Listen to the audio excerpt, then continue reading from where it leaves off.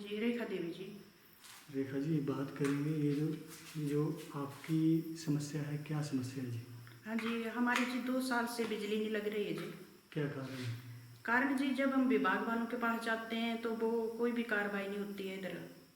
तो रोड भी काटा हुआ है। अभी हम 2 साल से बिना बिजली के रह रहे हैं।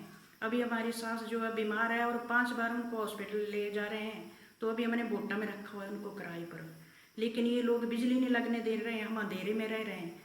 और हम मेरे घर वाले बीएसएफ में, बच्चे स्टडी पर हैं। लेकिन ये लोग जो है वो बिजली देने से विभाग वाले आनाकानी कर रहे हैं। कोई भी रिस्पॉन्सिबिलिटी नहीं ले रहा है सर। जब बिजली वालों के पास जाते हैं तो वो बोलते हैं जी एनओसी लाओ।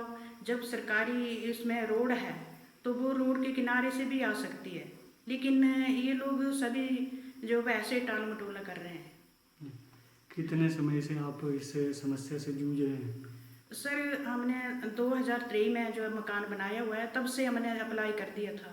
तो विभाग वाले ने कहा कि पहले मकान तैयार करो, उसमें प्लस्तर वगैरह करो, उसके बाद जो है उसकी रिपेयर करने के बाद तारें डालो। जब तारें डाली तो बोला जी कि अब आप एनओसी लाओ। मैंने एनओसी भी लगाई एक यहाँ के निवासी की। तो फिर अभी बोल रहे हैं कि जी यहाँ जो है वो किसी की मिलकियत है, ऐसा वैसा इस तरह से जो है वो विभाग वाले बोल रहे हैं लंबी है। जबकि लंबी तो इतनी दूरी तो है नहीं, बिजली के पोल से इतना लंबा तो है नहीं। ये बहुत ज़्यादा बिता रहे हैं, बिजली विभाग वाले बोल रहे हैं बहुत ज़्यादा लंबा है।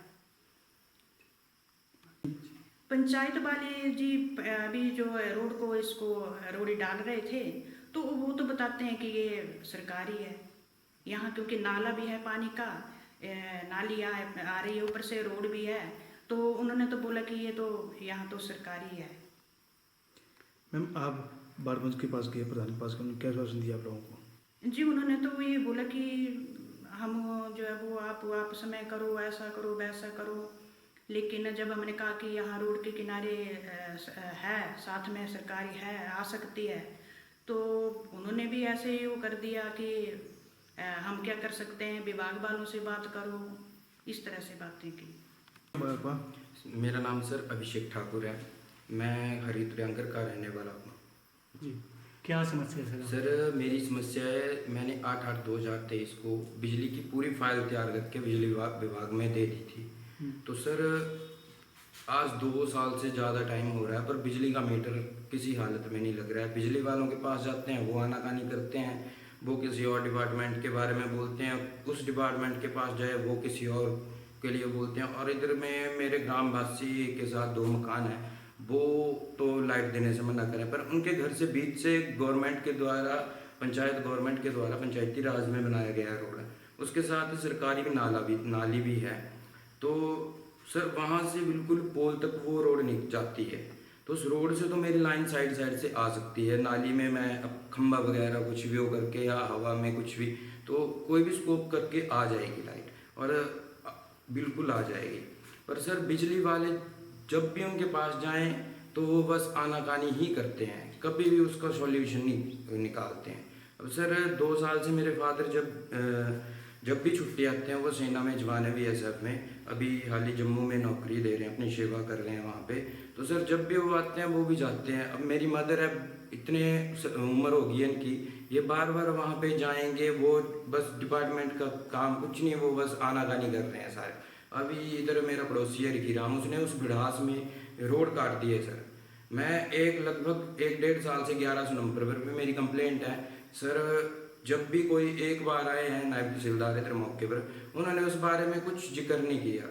वो लिखते हैं कि ट्रैक्टर से रोड टूटा गया है और छोटा मोटा वाहन निकल सकता है। पहले तो सर उन्होंने बैठे बैठे बोल दिया कि मैंने मौका कर लिया और सड़क नहीं टूटी है सर। तो फिर जब मैंने दोबारा प्रोसेस किया तो सर उसके बाद जब वो मौके पर बड़ी मुश्किल से आ ही गए, जब मैंने डीसी साहब के पास भी एप्लीकेशन दी, तो उन्होंने सर मेरा बयान तो ले लिया कि हाँ ऐसा ऐसा। और जब रिखीराम से द्वारा बयान दिया गया सर, तो उन्होंने बोला कि ट्रैक्टर से टूटी है।